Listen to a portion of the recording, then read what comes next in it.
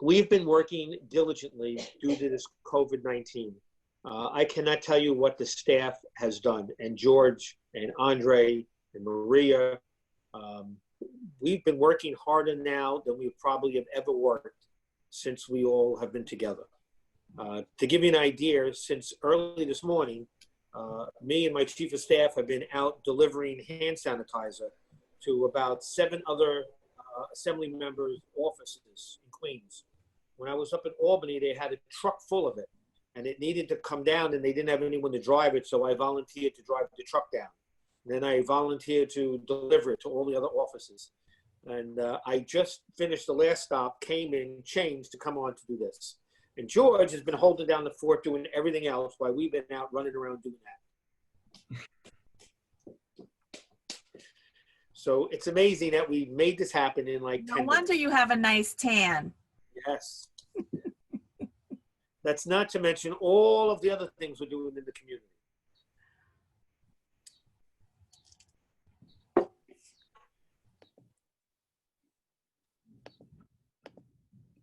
I also like your background. Oh, thank you. Artwork.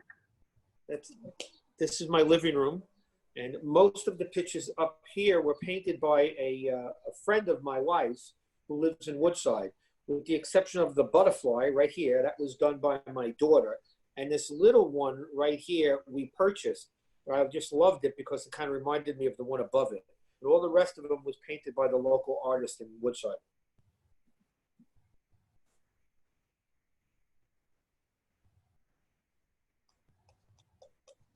Very nice. So normally I sit on the other side of the room. Support the local artist. Pictures. People are too much. Okay, so somebody will cue me when you want me to read the rules of engagements.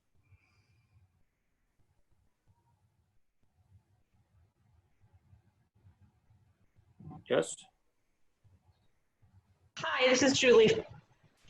Hi, Julie. Julie from Henman Straub. How are you?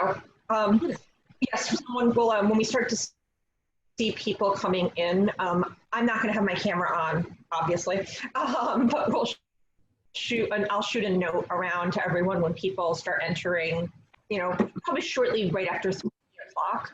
But because this version of Zoom doesn't allow us to utilize the waiting room function, once people do start to log in, which will be a little before 3, we thought it was good for us to get all of our kinks worked out beforehand. And thank you so much for doing this, Assemblyman. Oh, sure. I love Lexington.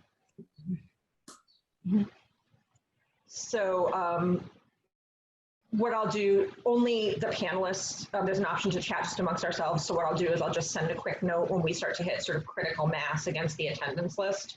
And then we know it's time to get started, if that works for everyone. Okay with me. Just somebody cue me when you want me to do something. All right, great. All right, we have 26 folks in so far. Thanks. Hello, George. Hello. All right, Carlos is on.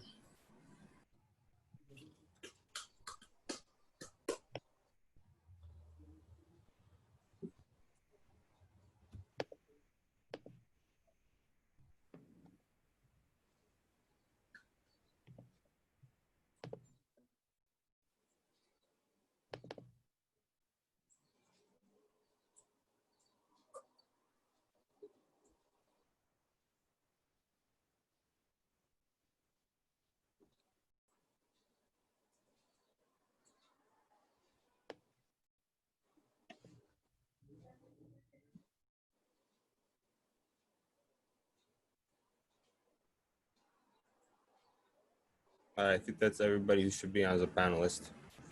So whenever you guys are ready.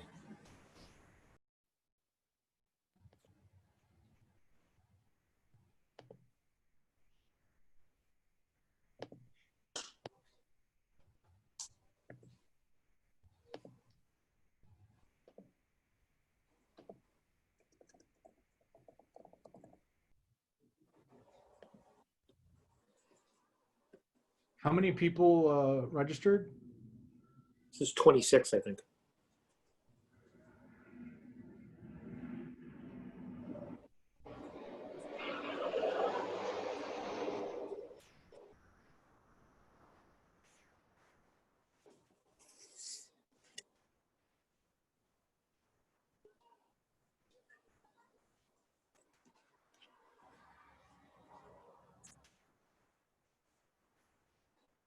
A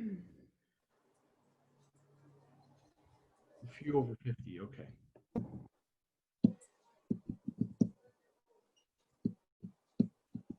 We're 32 now.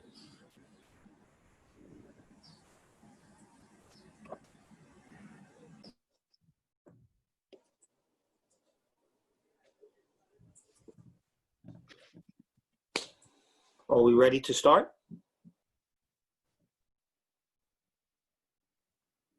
We can go ahead and start.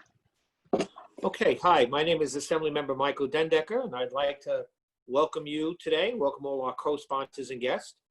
I'm going to just quickly outline the protocols for today. All the participants have been muted, and their video has been turned off. If you wish to pose a question for the Q&A portion, please feel free to enter the question in the chat box at any time. The questions will be read to us during the question and answer session at the end of the program. We will try to answer as many as we can. Thank you for your participation today, and thank you to the Lexington School for the Deaf for serving as our moderator. Only our moderator and a member of my staff will be able to see the questions posed via the chat in the breakout room. I do want to remind everyone to maintain civility and decorum during the Q&A. Anyone engaging in abusive, vulgar, or inappropriate language or content will be immediately removed from the session. And at this time, I'd like to introduce Russell O.S.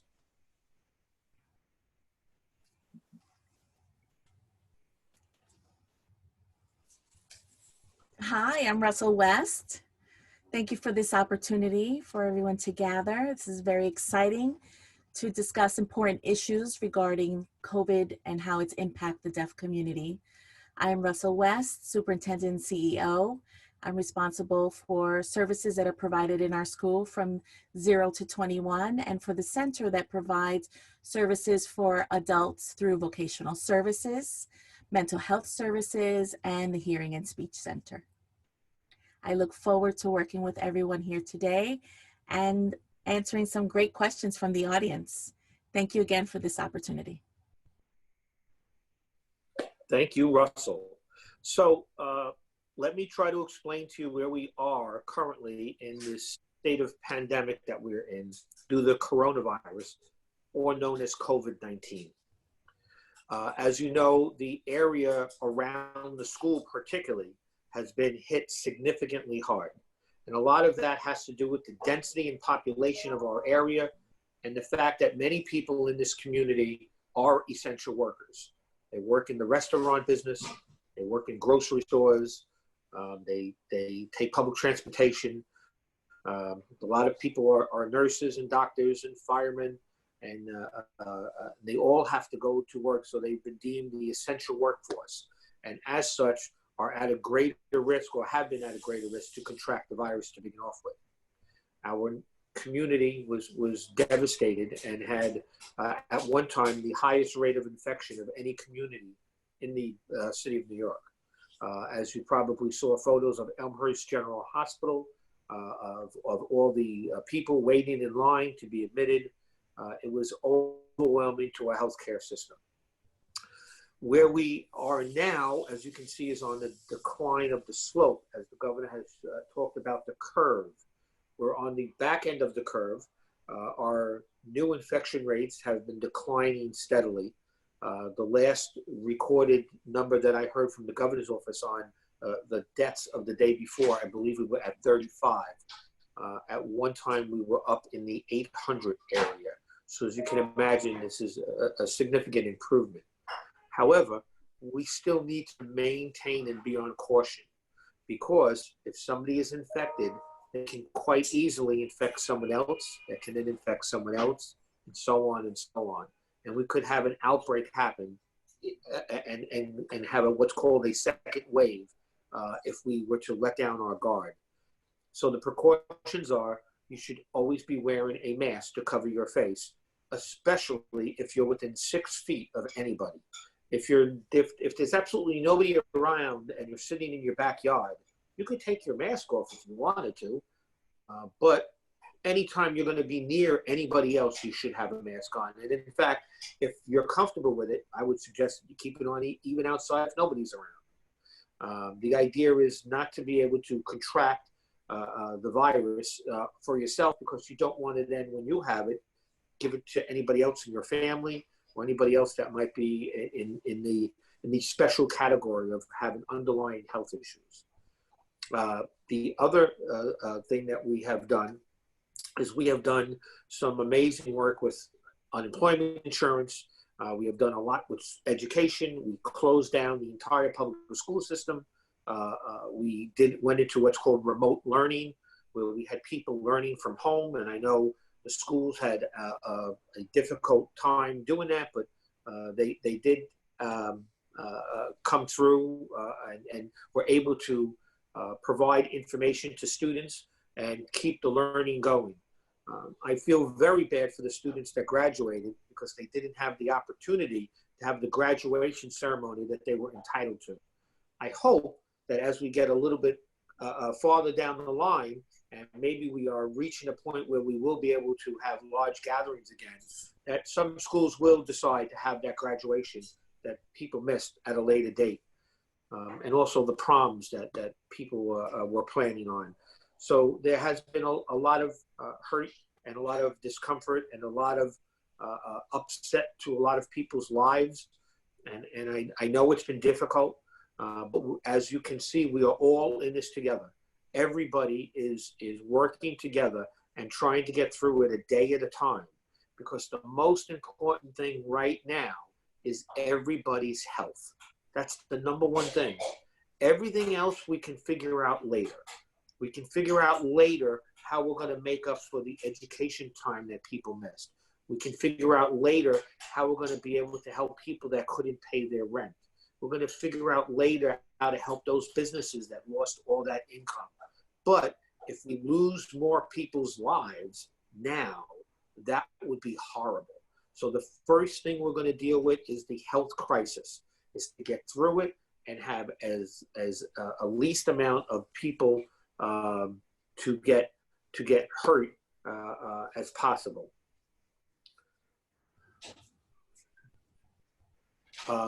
The other things that we will have to look at is the budgetary impacts that this is going to play on educational institutions as well as the people's lives. So we've done some work with unemployment, and there was some pandemic unemployment money put in there.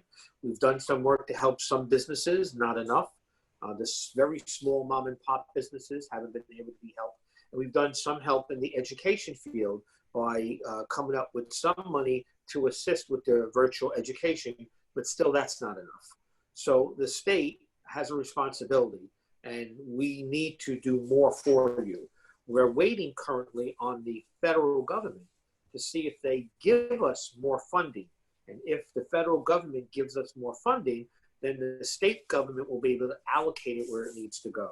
So another purpose of this forum is also to hear from you, so you can tell us what you believe we might be missing and where we might have a gap and where we might have to prioritize our funding.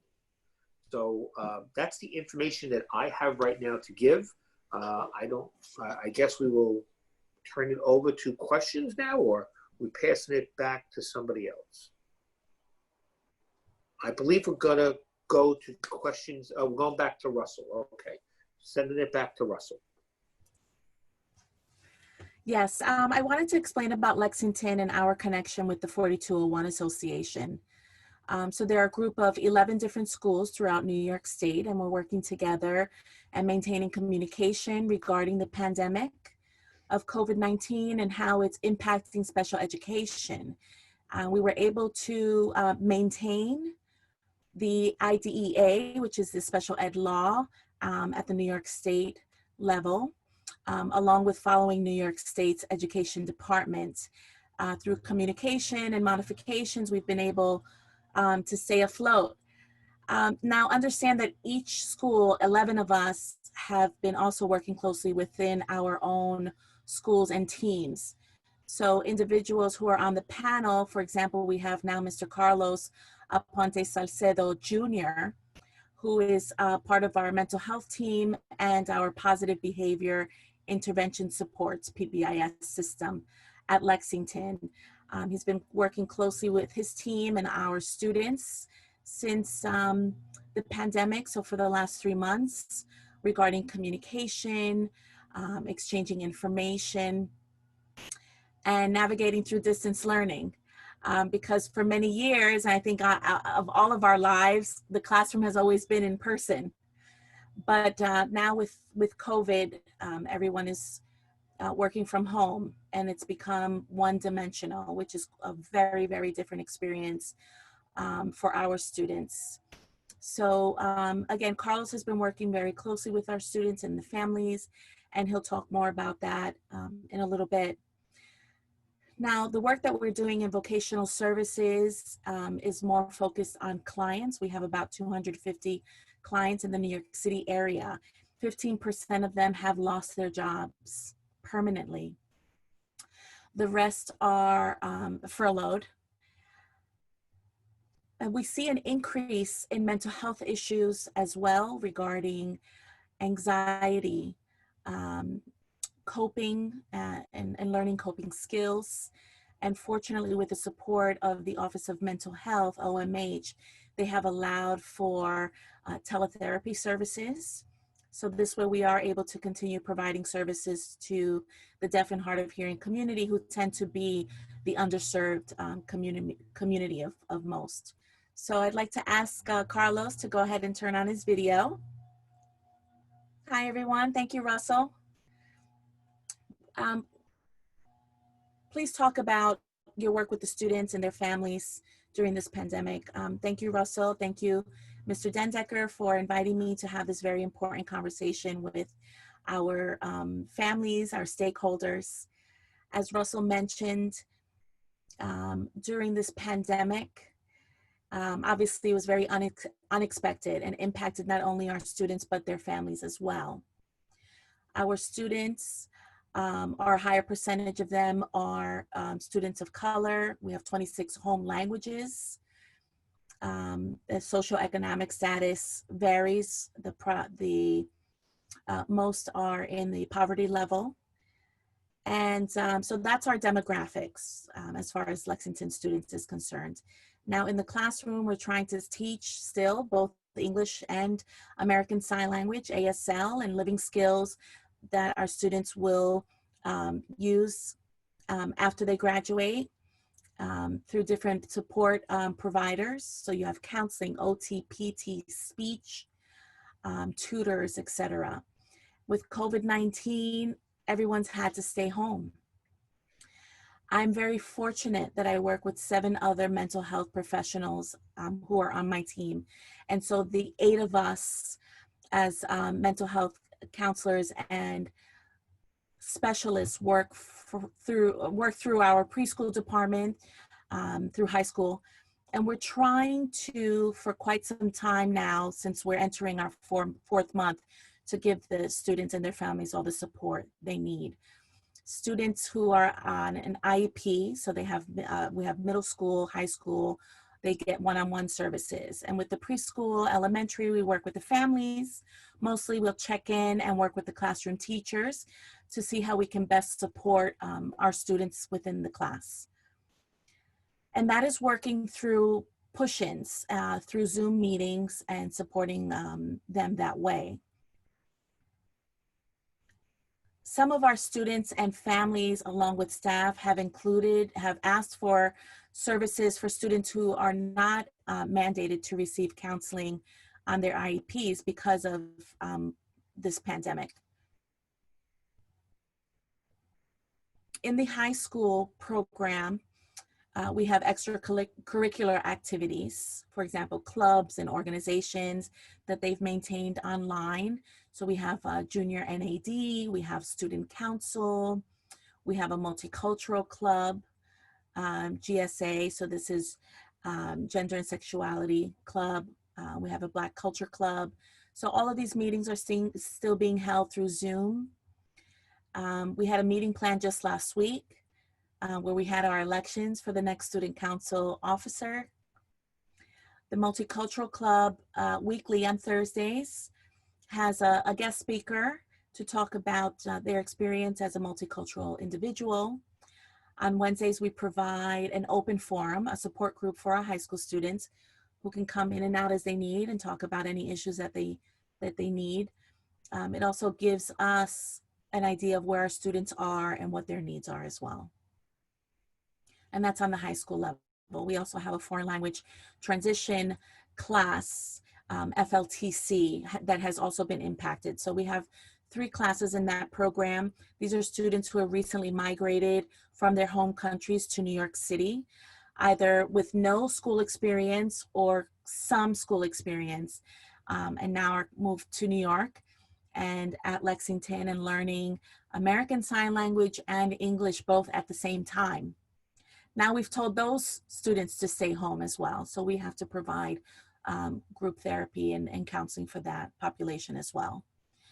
As far as mindfulness, one of my counselors on the team weekly sends out a vlog with mindfulness exercises, especially for our special needs students, and then also for our staff population.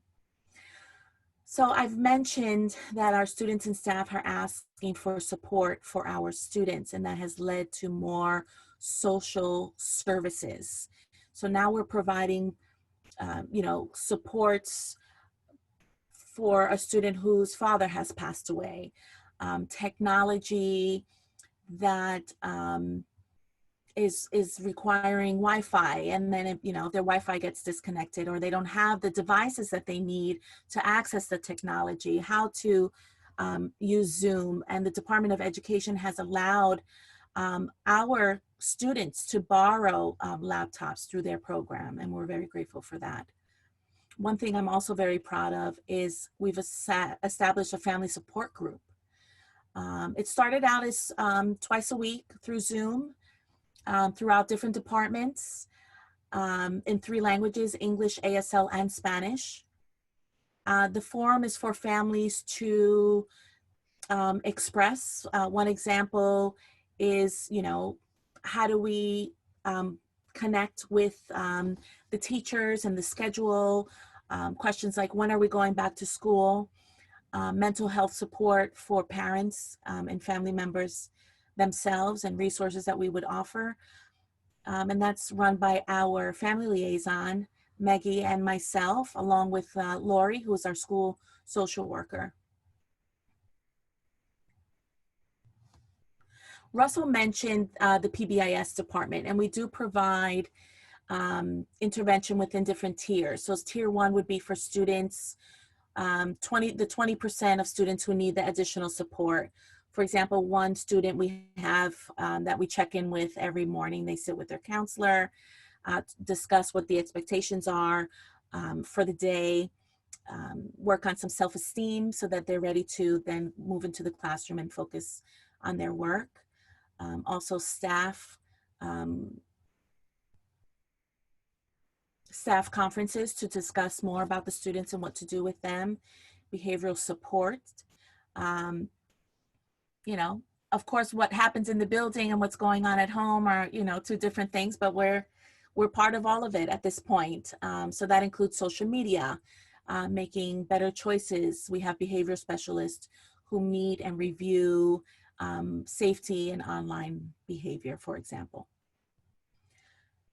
My team meets weekly, and we talk about what's going on in the building, what we need to do. 2 things.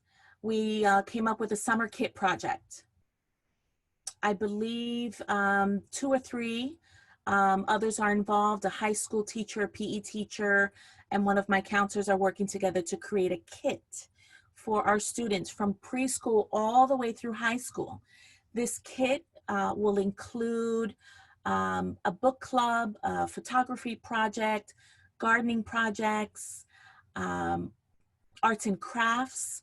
Everyone is a volunteer, and they are creating vlogs and adding spoken language to the vlogs. And of course, not ignoring what's happening today regarding Black Lives Matter. And just 2 weeks ago, counselors provided a support group for our high school students specifically to discuss what their understanding is of what is going on, to have a safe place to to talk about it. Tomorrow afternoon, we'll talk to our preschool, elementary school, and middle school students and provide them with the support and explanation regarding Black Lives Matter. So I think in a nutshell, that pretty much sums up what we've been doing the past few months, at least from my department. And I apologize to the interpreter because I went super speed and she didn't. This is Russell. I'd also like to add that since day one, we do understand the importance of communication. And so now we're, heading into our 4th month, and we see the importance of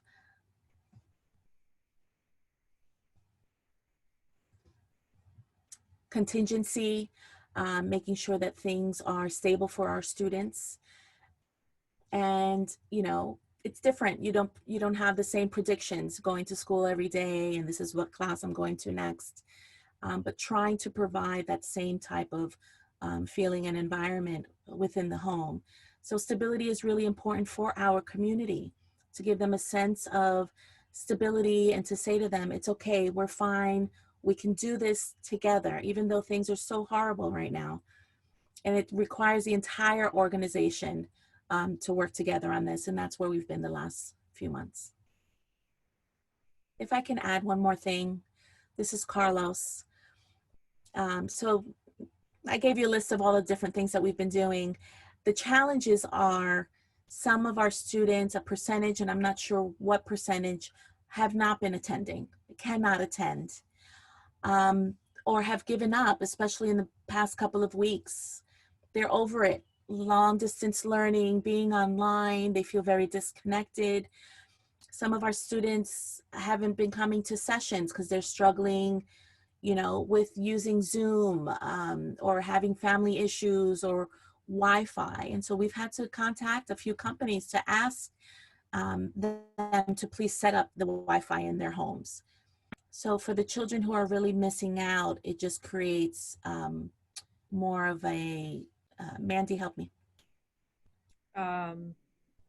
Just compounds everything, compounds all of these issues on top of everything. All right, so Mr. DenDekker, do we take comments? Did you want to share anything? Do we open it up to Q&A?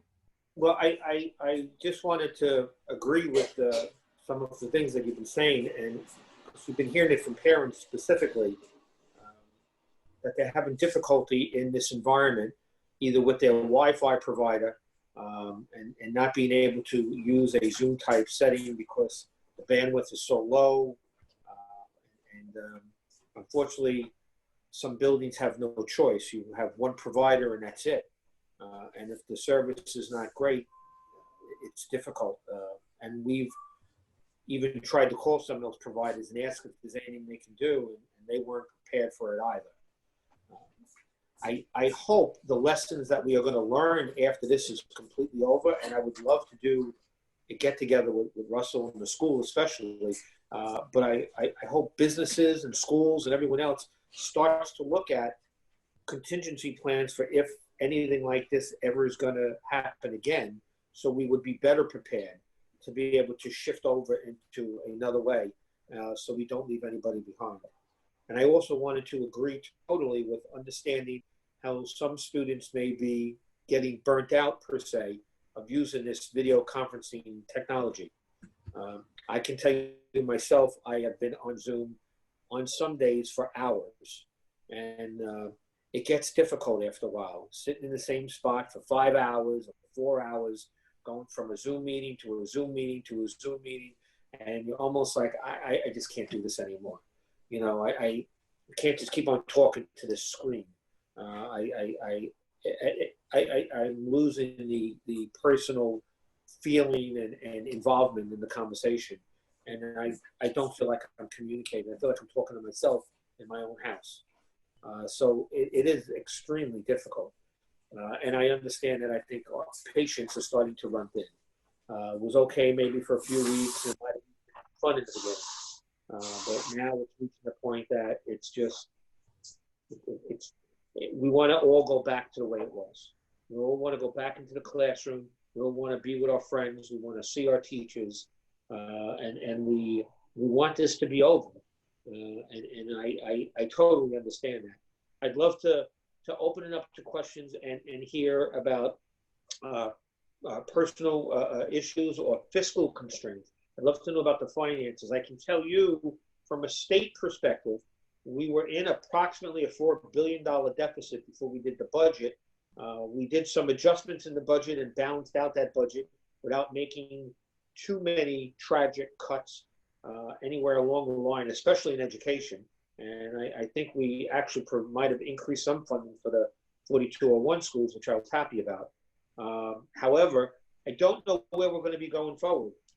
If you were to look at where we are from a fiscal point of view, from a state perspective, we've had zero income. All of your state taxes, or most of the New York state taxes, were due on April 15th. That April 15th deadline was moved to July 15th. So the influx of money that should have came into the state in April has not come yet. It will not come till July. We don't know how much we're going to get or what we're going to get. We also lost all of the income of all of the people who did not work anymore because they would have paid income tax to the state of New York. And of course, there was also sales tax. So as the economy shut down, the people didn't work, less money came to the state, and it basically had no income at all. I would estimate through my numbers and working with the Assembly majority, we're somewhere in the vicinity of a $14 billion deficit right now. So we have been begging Washington to print some money and send it our way. And we are hoping they're going to hear our pleas. We believe they're going to do another stimulus bill, and there may be some money in for local municipalities and local states. And if there is, then we might not have to make any difficult decisions. However, if there's not, and you looked at our overall budget, which is in the $180 billion range or $160 billion range, and depending on if you want to include some of the federal money that's not really included in state money, we have what's called state funds and all funds. I know it's a little confusing, but if you took the 16 or the 14 to $16 billion deficit, you would have to estimate that we'd have to do a 10% cut across the board. The problem with that is there's some portions of the budget that cannot be cut. You cannot cut pension contributions. You cannot cut salaries 10%. So when you take out what can't be cut and look at what can be cut, that cut becomes larger. That 10% may actually be 20%. And then that is going to be very difficult. There will be ways, of course, that we could possibly raise revenue. I am one that believes that the wealthiest New Yorkers could pay more. I also believe that there are other options out there. There's been talk about the legalization of marijuana would bring in income. The expansion of casino gambling would bring in more income. Online sports gambling could bring in more income. Taxing the wealthy, the ultra wealthy, those that have extra homes in New York and they're not their primary residence, they could pay a little bit more. And if you put all that additional, there's another one that's called the stock transfer tax. If you incorporated many of them, you could close that budget deficit and maybe even have some additional money to help all of these entities, like especially in education and special education, to fill some of the gaps that I'm sure you've had to deal with, where there was additional cost and revenue shortfalls in your area. So where we're going to be is going to be right now depending upon what the federal government does. If the federal government were to make a package and make New York State what we'd say whole, where we weren't in a deficit mode, we could come out of this possibly okay. If they don't, which they we get mixed messages. I'm sure you watch TV too. 1 minute they say they're going to help us, and then 2 minutes later they say they're not. So we don't know what to believe either.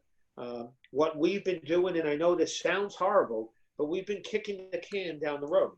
We've been saying you can't evict anyone for failure, for non-payment of rent. We're saying you can't turn off utilities for non-payment of bills. We're saying you can't charge late fees on mortgage payments or any payments that are due. And that is basically, again, just to wait and see how we're going to be able to help others. and if that money is going to come in to allow us to do that. Anyway, I think it'd be a good time now to go to some questions. And if somebody would like to tell me which one they'd like to do first, I'll be more than glad to. Maybe the appropriate people can answer on the panel.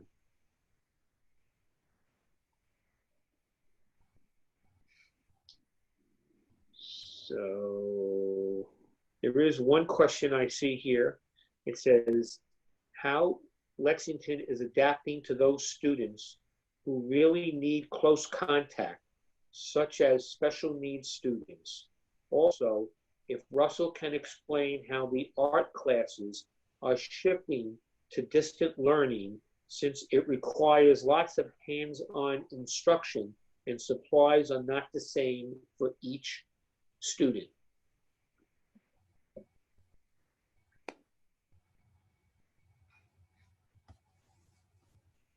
That's a great question. It is extremely challenging for us as we've gone through this transition of in-person classroom to virtual classrooms. Yes, many of our students require certain supplies and services that are required through the IEP. Some things can be adjusted, and there are other things that require constant prompting or redirecting, making sure that the student's attention is consistent, that one-on-one, person-to-person human interaction. And when you're, still trying to get someone's attention through video, they're not looking at you. They look away or they become upset and they leave. And it doesn't allow for support for those students. And this is what we're dealing with day to day, especially with our students with added disabilities. I know Carlos has developed some strategies and you're welcome to share. But our students definitely who need that extra attention can't receive it. Most of our students we're managing fine with. It took us maybe a good 3 to 4 weeks before we could actually develop a routine, a system, managing our students who have additional disabilities. But as Carlos mentioned, these past few weeks, our students are burnt out, and so that changes things. Carlos? Yeah, 2 things I wanted to mention. So we have a learning management system that we use called Schoology. And in the high school, for example, they have their different subjects, and then students can go into their different courses to look up their assignments. Now, with middle school, using the same program, they're using Seesaw and the other departments as well. And so teachers are plugging in resources there. Now, through Seesaw, you have access to your classroom teacher, to your teacher assistant, supervisors, principals. And so this is how communication is happening.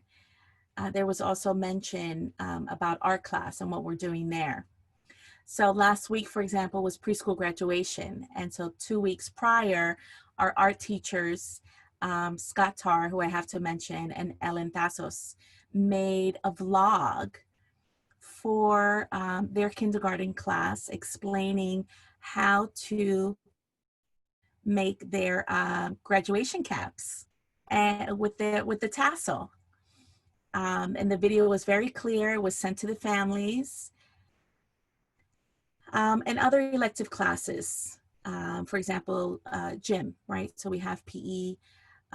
Teachers are either videotaping themselves, dancing, exercising, or using outsourced resources. And then the teachers will create a vlog and say, this is what I'm expecting. This is what I'm going to send out to the families. Now, the challenges with students walking away or refusing to participate has actually happened, especially with our 2nd grade class about a month ago. That is a full class, 8 students, and normally 5 or 6 students would show up to class. There was one student who was always attending, never missed, and just one day had it. They said, I've been going to class every single day, and some of my other classmates are not attending.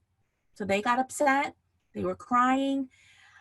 that mother was trying to force them, strongly encourage them to attend the Zoom class. And the teacher said, you know what, if the student's not ready, it's okay.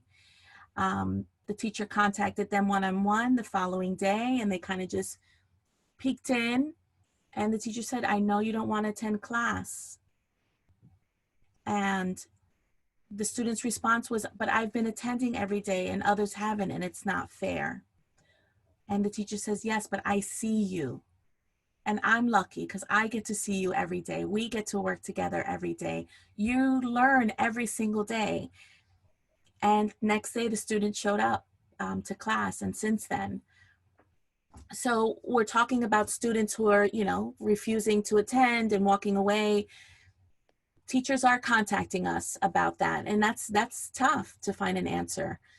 You know, or they're checking to see how many minutes are left, or maybe, you know, we recommend a short exercise before the class actually begins. But communication between the teachers, the assistants, and the families, and engagement from the PBIS department is essential. I want to answer the question regarding art supplies. Some of our teachers have been able to coordinate supplies and have packages sent home through the supervisors so that they can continue doing their art and other things at home. So we've had to make many modifications to meet the IEP requirements, to meet lesson plans. Some of the IEP requirements we're not able to meet. And so we work closely with our chairperson to make some adjustments when we can.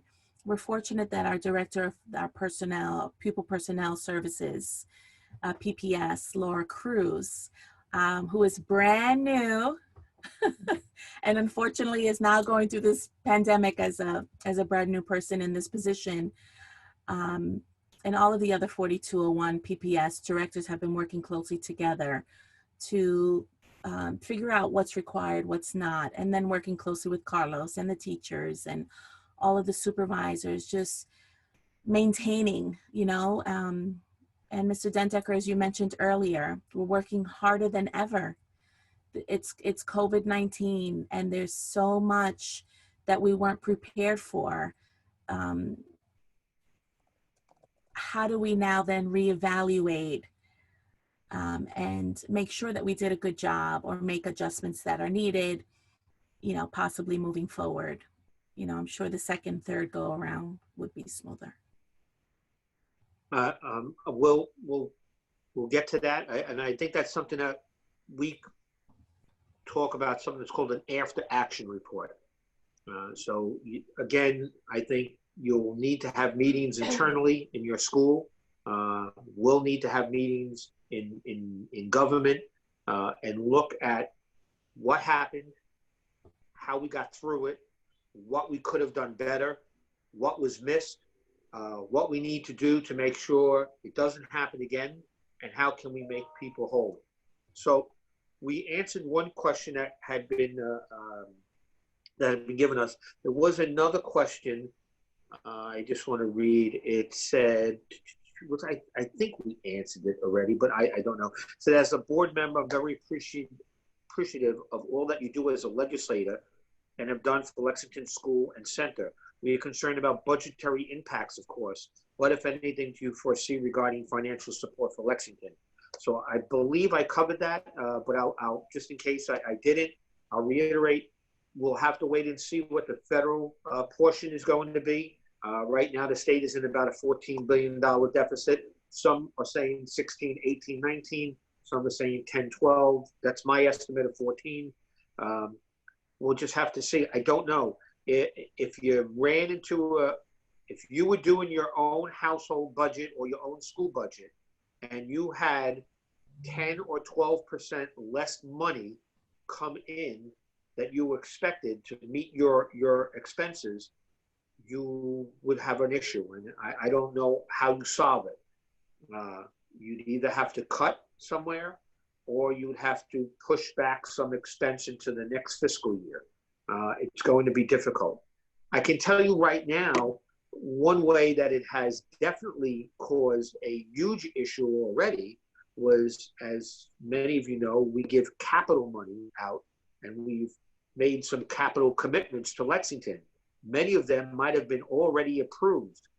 The state government is in such a financial distress, it's probably going to hold up all those capital projects because it's not going to release the capital money. It may need to use that funding to get through day to day because it has no income.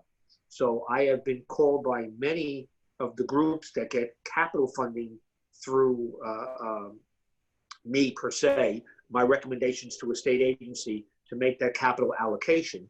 And you might already be approved for it and are just waiting to get the check so you can start doing the work on whether it's your HVAC system or some other, the roof or the playground or some of the other things that we funded. Those projects may be put on hold. They'll still happen because they've still been approved, but they may be put on hold. So we'll have to see. There is another question in the queue. It says, will each subject continue for the summer? PE, art, health classes, etc. Governor Cuomo did sign an executive order to allow in-person special education services. Would that apply to Lexington students at all? I have to tell you, I did not read every executive order. I will first turn it over maybe to Russell or Carlos because that executive order might have affected your school. Maybe you have the answer. If you don't, we could look up the executive order while we're here and see if we can try to find the answer. But I'll first turn it over to Russell because maybe he knows. Yes, and that is a great question. We will offer almost all of the content areas as part of our extended school year, which is provided and offered by the IDEA to prevent any regression amongst our student population, especially those who have additional disabilities. So that will support them over the summer. Now, having classes in person over the summer, the executive order was clear. It did say you can opt in or not. Many of the schools throughout the state are not ready to move forward. They're not ready to opt in because they don't have enough PPE equipment, for example, for all of the students and staff to provide services in person. So I think it was June 7th. We had ordered some things early June, and then summer school starts early July. So it doesn't give us enough time really to prepare. And by the time New York City's reopens phase 4, that still won't be the case for us. Summer school is going to start and New York City will be in phase 2. So with all of that being said, Lexington has decided to continue with distance learning throughout the summer. We can't afford to allow our students to regress, especially not during this time. Carlos, did you want to add? No, you covered it.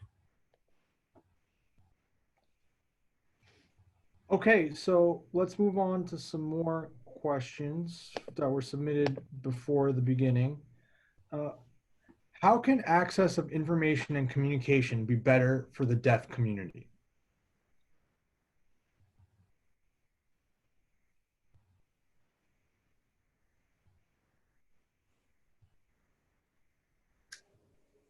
Did anybody hear that question? I didn't hear it. I will repeat. How can access of information and communication be better for the deaf community? You probably didn't hear it because it's a loaded question, Carlos says. Actually, well, maybe if Carlos wants to start. Yeah, I do want to say again, as I mentioned, it's a loaded question. And it took a lawsuit from the deaf community to the governor to provide an interpreter on the screen during his briefings. The mayor started that immediately, so we are grateful for that. So that being said, Yes, the information is available, but not available to all deaf individuals because, you know, they may not be able to have access to the text. You know, and then there's automatic captioning that's not always accessible. That's an issue.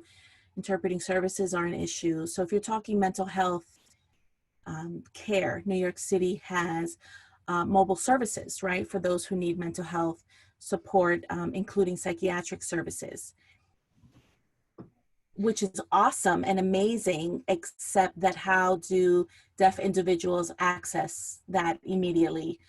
Again, with hospitals, you have to go to the hospital and then they'll get a video remote interpreter, which is another issue.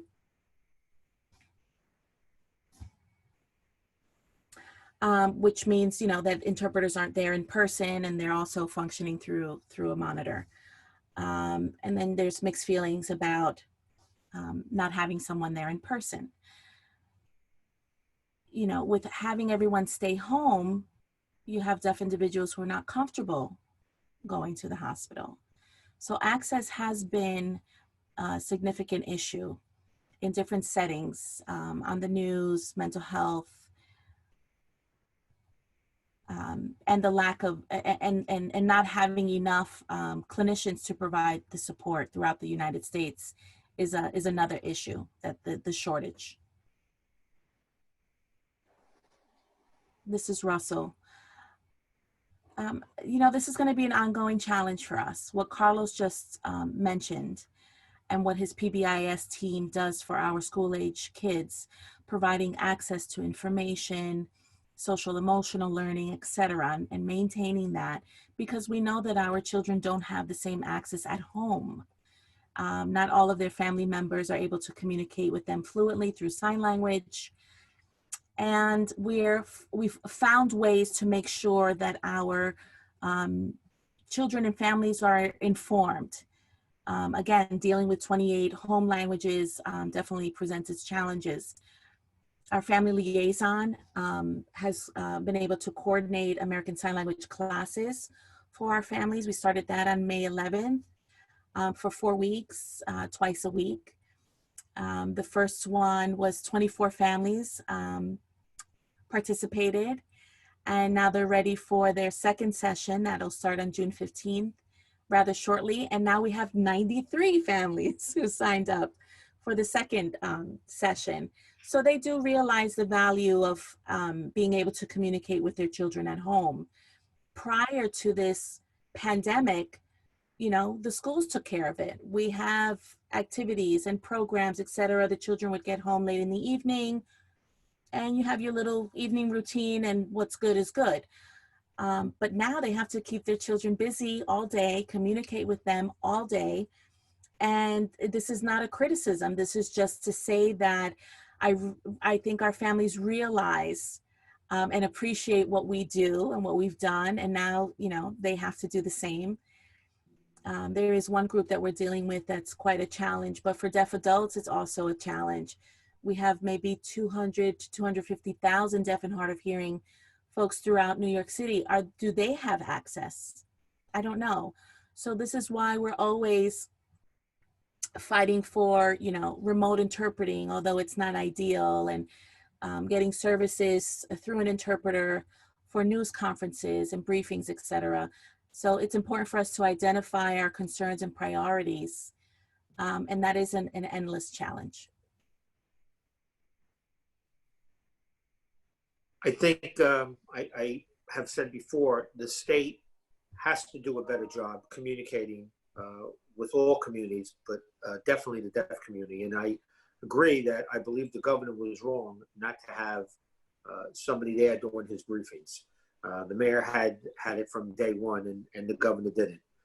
So I totally agree with that. And it did take, it took a lot of pressure for him to finally do it. And I don't know why. I don't know what the issue was, but it needs to be addressed. This will be things that will be looked at afterwards on what the voids were in communication.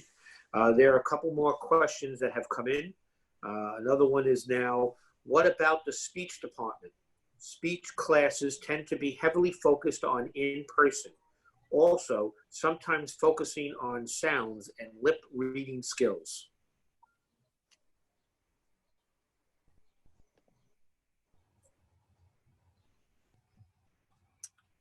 Carlos? Yes, our teachers are working closely, our classroom teachers are working very closely with our speech pathologists and vice versa, including the families and making sure that those meetings are scheduled. Now for our younger students, preschool and elementary age, more preschool, the families have to be there with their child to provide that support that they need. As they get older, they can communicate through Schoology. For example, we have access to Inbox, so students and teachers can communicate directly and set up their meetings. And as Russell mentioned before, depending on the IEP mandate, if it's 3 times a week, twice a week, and then with this pandemic, the IEP mandates have had to become a little more flexible and reduce some of the services to maybe once a week through Zoom, Marco Polo, FaceTime, whatever is accessible. And any evaluations are completely on hold. Our principal, Jane Moran, has weekly meetings with her supervisors, including our speech and language coordinator. So everyone's in touch about what the students need. Some students may need more than what's required on their IEP, and some are less. We can do but so much throughout the day, remotely, that is. What's important is that we are documenting all of the sessions that we're having and not having, to then be able to work closely with our CSE, our Commission for Special Education, through our PPS Director, Laura Cruz, to make sure that everything is in place. So yes, this pandemic has really impacted all areas of education. We have another question. The next question is, how the younger students stay in touch with each other, like virtual lunchtime?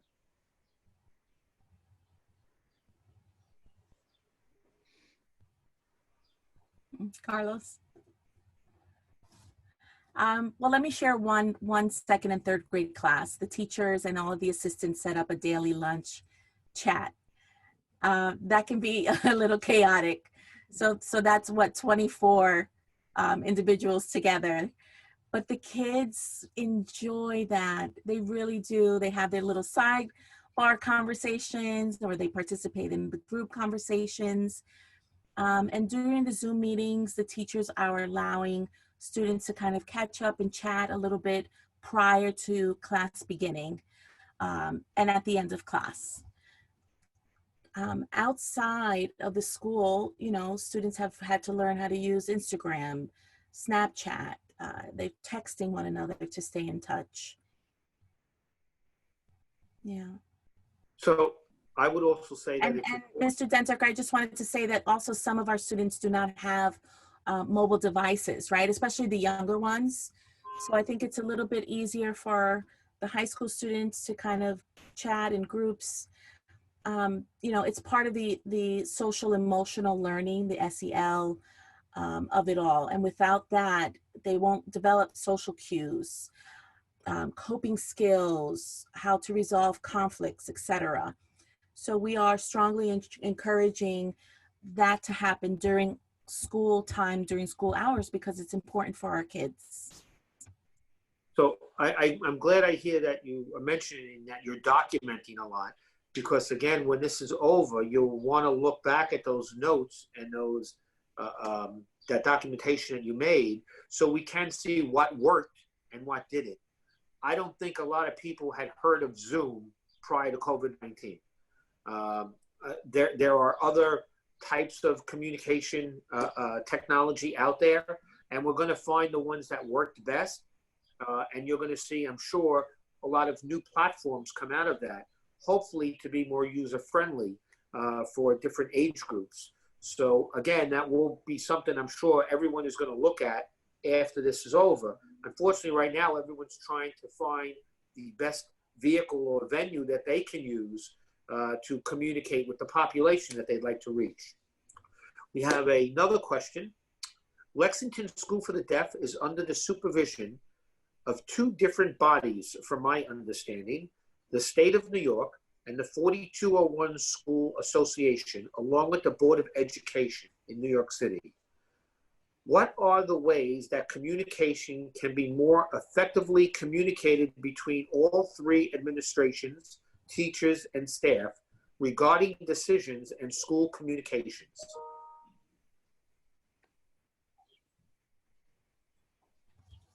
This is Russell. That's a great question. Lexington School has its own governing board. We have a board of trustees, and we work closely with them. We share our reports through regular scheduled meetings, mostly quarterly meetings, and they oversee us and how we're progressing, how the school functions. They pick the superintendent, they review and approve policies and procedures, etc.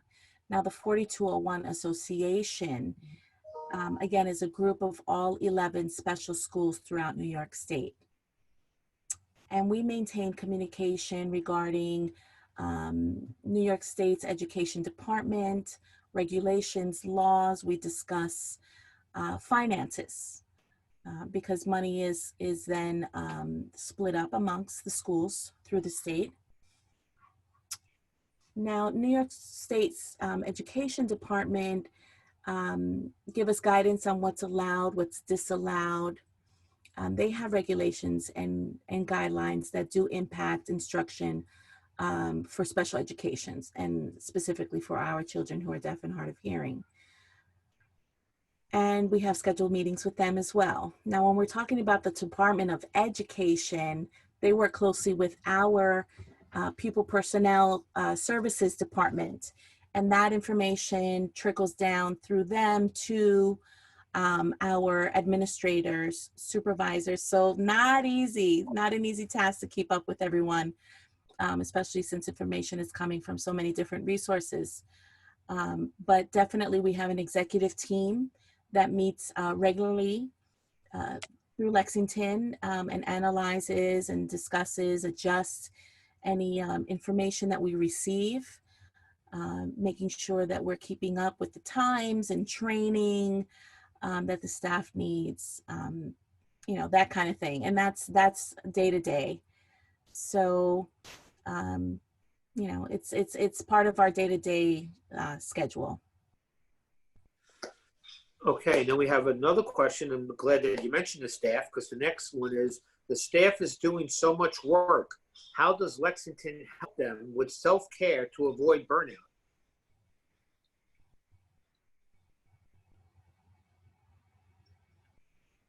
Carlos. That's a great question. Thank you for asking. We are focusing so much on our students and taking care of them and their families and keeping them engaged that we're trying to do the same for our staff. Now, we did something Staff Appreciation Week this week, and for a week this school year. And personally, I saw how much everyone involved really cares so much for the staff. Providing services, counseling sessions, distance learning. And during that week, there were different videos and messages, words of encouragement from students, from administration, from families to the staff, as one way of acknowledging their hard work, not just from September, but I think especially during distance learning. Secondly, Lexington's administration have given all of the staff an additional paid time off. It's called a self-care day. I thought that was a wonderful way for Lexington's administration to show that mental health is important to their staff. And so for staff who need to, unplug without any penalty, they have the opportunity to do that because mental health is very important. And that's, of course, a way of them showing support to our staff. So thank you, Russell, and thank you, Maureen, for making that happen for us. I'd like to add to that, Mr. DenDekker, you know, when we are during this time dealing with so many things, the pandemic, we have to be flexible and not hold anything against one another. Complete flexibility, I think, is key. You know, if you need a break, if you need to walk away for 30 minutes, that's fine. I know the first month, everyone was working so hard, so diligently, just trying to almost work 24 hours a day, but you have other family members at home that you need to take care of as well, including yourselves. So just acknowledging, being there for them, checking in with our staff, especially in the last 3 months is what we've been doing. And we're almost there. Graduation happens this week, and next week we'll be done. And then summer school starts on July 1st. So, you know, what Carlos is saying is true. And I'm so fortunate to have such a great staff, such a wonderful community that shows so much support. We've been through so much together, both the good, the bad, the ugly. But we all are on the same page. Our students come first, our clients come first, our patients come first. And I'm just really blessed for such a wonderful community to be a part of. Okay, we have 2 more questions. The first one is, what can we do for high school students, especially graduating seniors, who have loaner laptops from Lexington and will also be losing their Lexington email accounts and may come from families who can't afford internet services or computers and phone service? They will be completely cut off from contact at a transition period in their lives when they need it most.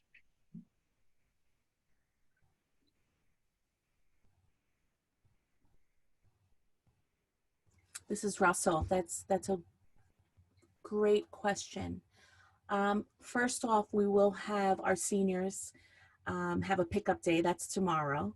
So they'll come and pick up their, you know, caps and gowns, their certificates, things as such. So they're going to do some drive-bys tomorrow and have some curbside service. You know, we're fortunate because Lexington does have a little driveway that you can kind of drive through and pick up your things from different tables. And we'll have community individuals there to take pictures and just celebrate the best that we can for all of our seniors. So that's tomorrow. Now, our high school supervisor, Frank DiTolo, is working on a virtual graduation and collecting different videos from important people from Lexington, from the seniors' families. That will happen on Wednesday. And we're just going to make it as celebratory as possible, because this experience will forever be different from anyone else who's graduated from Lexington. And there's nothing that we can do to take that back. We are also planning on smaller events in person in December, if, you know, if the pandemic allows. Hopefully it will be gone by then. And then access to emails and devices. Our school supervisors are working closely as a team, and they have implemented drop-offs, pickups. Yes, it's complicated, but we have to be flexible throughout this, working closely with the PBIS team as well on some of the issues, you know, such as what access do students have, you know, once school is over, and giving them the supports that they'll need. So this is a very different school year from any school year we've ever experienced, being extra creative and making sure that we're there for everyone. Carlos, did you want to add? I think that's an important question. Our students normally, after they graduate, are off to college or work, and you know, they're set up with a system afterwards, but they won't be at this point. So we continue the conversations as administrators to maintain the devices, the email addresses, the contacts. It's still in the works, but we are doing that. And Russell says also, you know, the economy. there won't be jobs to go to after you graduate. And our vocational services is ready to work with them after graduation to make sure that there is a plan in place.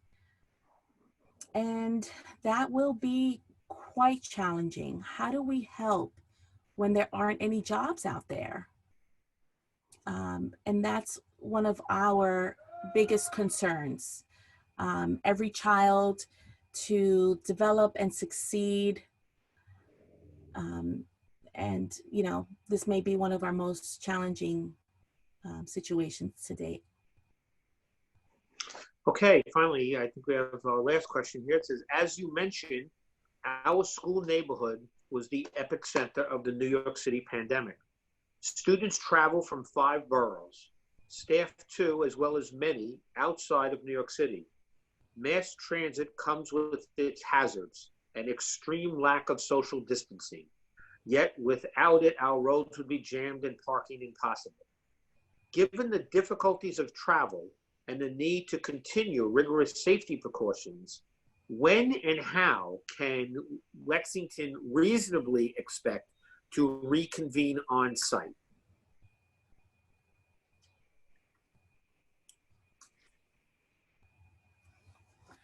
Great question, and a very important one at that. During late March and early April, I met with the group and said we have to start what we are calling a re-entry plan / recovery plan. With different departments at Lexington, started developing their own feedback, input, anything that they felt was important. As we went along, we started the dialogue and, you know, what will that look like? What does that mean for us? And then more and more guidance we received through the CDC and the Office of Family and Children's Services, OCFS, Department of Health, right? So the DOH. We were able to pull some information from those different resources to come up with a plan as to the best way to serve our students and staff. Now we're waiting on the state because they're going to give us some guidelines any moment now. And then we'll have to tweak that planning once again. So for the months of June and July, we have set up a committee, a reopening planning committee.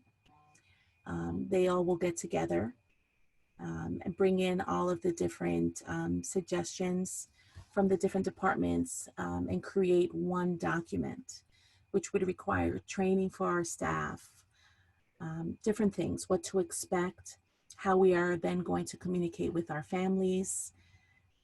It's truly complicated, and it's going to require a lot of thought, thorough thought and conversation, a dialogue, and making sure that we're not missing anything important before we do open up in the fall, potentially in the fall.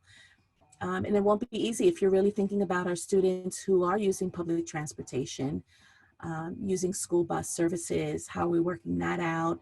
We have a third-party contract, making sure that that vendor is following guidelines. So again, hence the reason why we weren't comfortable with opting in for summer school. We want to make sure that everyone is safe and healthy before we come back to the building. Okay, I think that's it. I don't see any more questions in queue. We have one here. Let me just see what this says. Hold on one second. Thank you, Assemblymember DenDekker, Russell and Carlos, for having this very important discussion. It was very informative. Okay, that was our last comment. Excellent. Do we have time for more questions or not? I have no place to go. I don't see any more questions. So what other questions do you have? We had some that were submitted prior to the beginning of the chat. Okay. How will Lex? And you froze. That is a good way of saying it's probably time to end. No, I didn't. Let me see if I can get George on the phone. Can you just hold for 1 second? Maybe I can have him read me the question.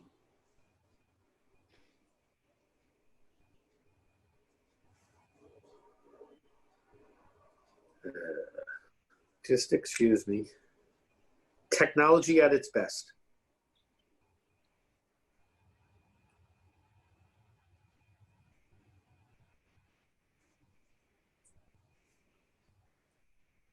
And he's gone.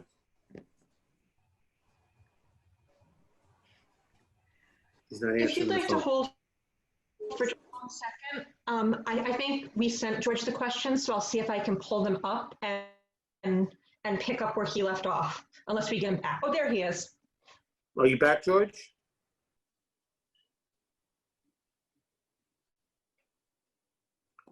George? George?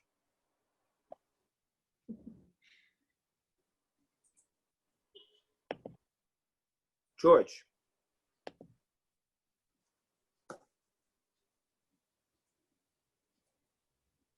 Well, Mr. DenDekker, now you got a sense of what the classroom is like. George, can you Carlos? now? No, he's on, but he can't hear us. Yes. Oh, he can. Can you just send us the questions? Send me the questions and I'll read them because you froze up and we lost you. You can either email them to me or text them to me, whatever you want.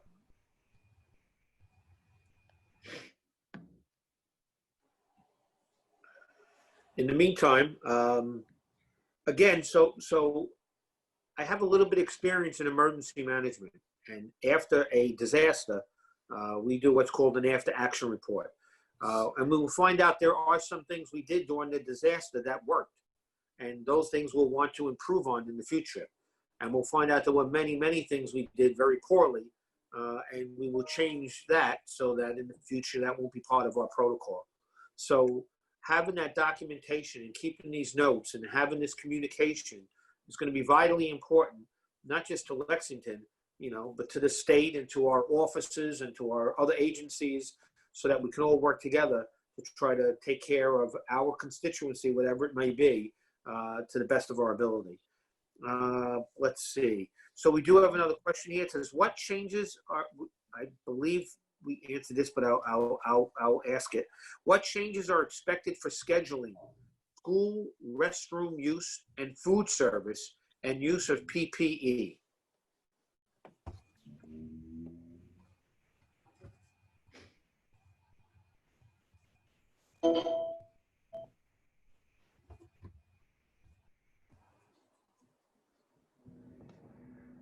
Okay, so I guess that's me. This is Carlos. Well, I have the answer. So, again, what are the changes regarding scheduling, restrooms, and food services? We've talked about some ideas, nothing set in stone, because we really are waiting to hear more from the CDC, DOE, and other organizations. Then the administration will get together and we'll discuss it further before we move on. It's going to be challenging. It's going to require training, coordination, making sure, for example, if you have 2 classrooms in a hallway and you have 2 students at the same time who need to use the restroom, what do we do then, right? So there's those little things that will pop up that we need to be prepared for. And that's part of the program, the committee that will discuss reopening, that will help us once we receive the guidelines from the state. Of course, we're thinking safety first, above anything else, avoiding exposure, continuing that's distancing 6 feet and more. It's not going to be easy within the classroom. We normally sit in a U or C shape. And now we're being told that we have to spread out some more, which is fine, except that our classrooms are still fairly small. Then it becomes a communication issue when you're sitting so far back with one another and you're communicating through sign language. So we're going to have to get creative. And again, the reopening planning committee will discuss those issues and challenges as they come up. Okay, looks like we have 3 more questions. The next question is, will there be any flexibility for classroom versus online learning preferences?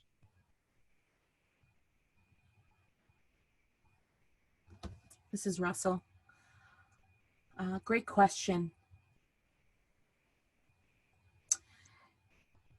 Yes, we will be open to any flexibility that will best support instruction for our students.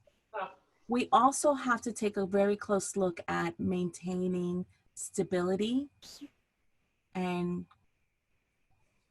Mandy, Oh, I'm so sorry. contingency, I was continuity for our students.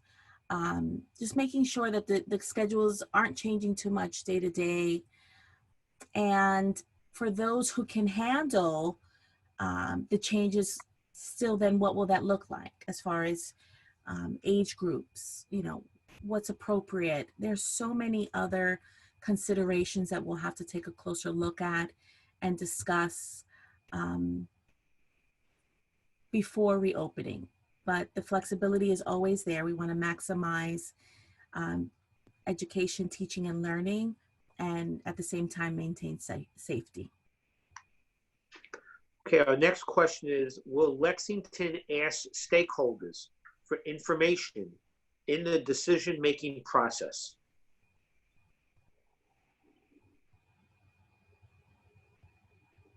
This is Russell. Yes, with the reopening planning committee, we're hoping to have a finished product by July. We will then give that out to different stakeholders for review. So transportation, food services, families, anyone who is part of our community, OTPT, right? We have a contract with services outside of Lexington, psychological evaluations, everyone.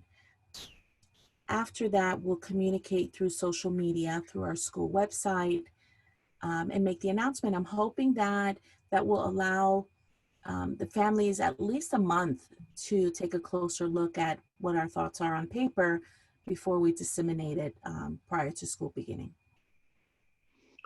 Next question, when will staff and families learn of the plans for the next school year?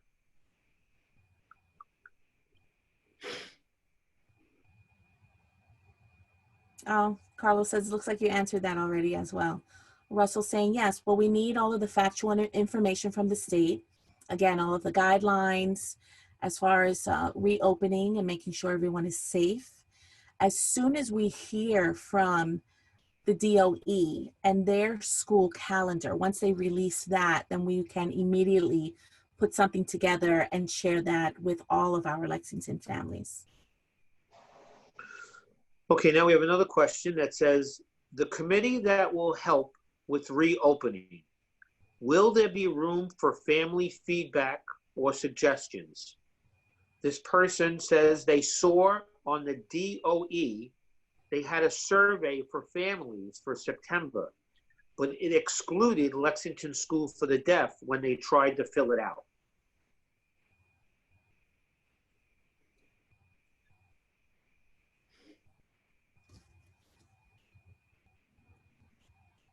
Understood. In March, we had issues of not being included in the Department of Education. Our staff reached out to them and they worked, we were able to work some things out. So I'm confident that because of our relationship with the Department of Ed, they'll work with us on any issues that we're having. Now, our relationship with them is very important. We're serving all of their students. We serve all 5 boroughs.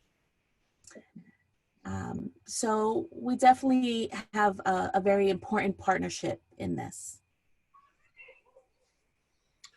And let me see. Carlos is asking if I may add, Okay. with online family support groups, although it doesn't apply to all of the families, they're able to attend the meetings. And Maggie, our family liaison, does take their information and shares it with our school principal, Ms. Jane Moran, and our PPS director, and anyone else that it applies to. So we do gather feedback from our families through our family liaison as well. Okay, we just got in another question. I don't know if this was covered or not yet, but either way, we might want to touch base again. It says, how can we provide training for parents of students in the special needs department? Many do not have experience with online apps and websites, such as Zoom or Capstone Library.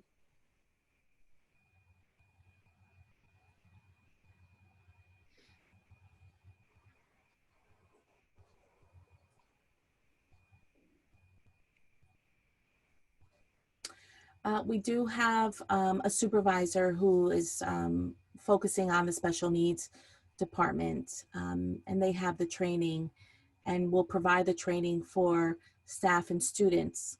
Also, individuals who are working with related service providers, we're providing training to them as well.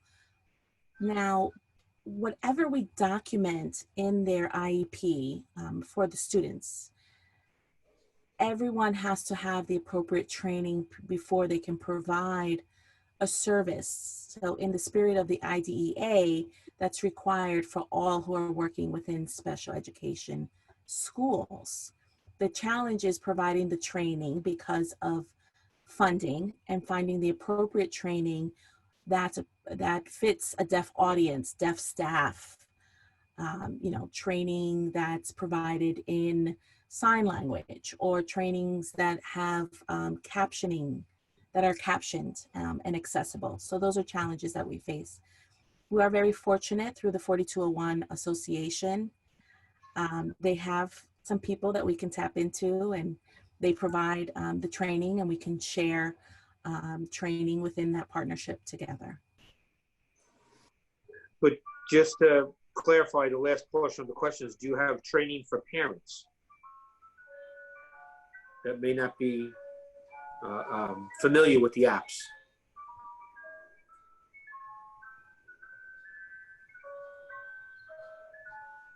I'm sorry, yes, thank you. It looks like I missed that question. Our family liaison, Maggie Smith, will meet and communicate with the appropriate people at Lexington, for the families as they need. The American Sign Language classes didn't pop up until later, and it was because of, Carlos and Maggie and Lori's participation and connection with the families that they said, this is what we need, and we were able to provide. Our families are not shy about sharing with us and telling us what they need and what we're doing great with and what we need more improvement on. So yes, we have a great relationship with all of our families. Carlos. I would like to add that it's possible that families within the special needs department may need more support. So I will communicate this with Maggie, our family liaison, and make sure that we are taking that extra step to reach out to our families and our teachers within the special needs department for training and anything else they need support on. So thank you. Okay, I do not see any more questions. I think that's it. Yes, I do not see any more questions. I'd like to thank you all for the information that you provided to all those that are on. I want to tell you, as a state representative, I want to be able to help. I love Lexington School. You all know that. My mom worked there. It's part of my community. I love the school, and I will do anything I can to support it. So communication between us needs to stay constant. You need to tell me what we can do from a state perspective to assist the school so that we can give you the resources that you need to be able to teach the children and the students, and we want to be there for you. I'm basically across the street, so you can come get me anytime you need or call me anytime you want. We're very responsive. We'll be more than glad to come over. I think you should also return the trophy to me this year, because we didn't have the basketball game. I think it's only fair because we would have won and seen we would have won to get the trophy. And that would make me much happier. But until we figure that part out, I will still help the school any way I can. So I'd like to thank everybody that participated, Russell and Carlos and our Dorothy and Mandy. Mr. DenDekker, we are keeping the trophy. We are very proud to have it at Lexington. All the funding for the 4201 schools has been eliminated in the budget, though. I don't know if you heard me say that. No, I'm kidding. But anyway, thank you for letting me participate, and thank you for the information you gave the people that were here up as we're talking.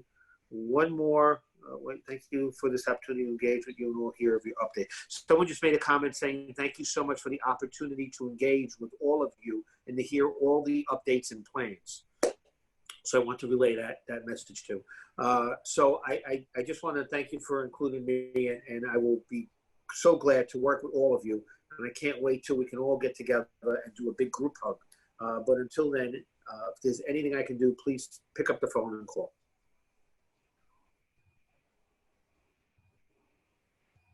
We will. Thank you so much, Mr. DenDekker, for this opportunity. We really appreciate all of your ongoing support for Lexington and our community.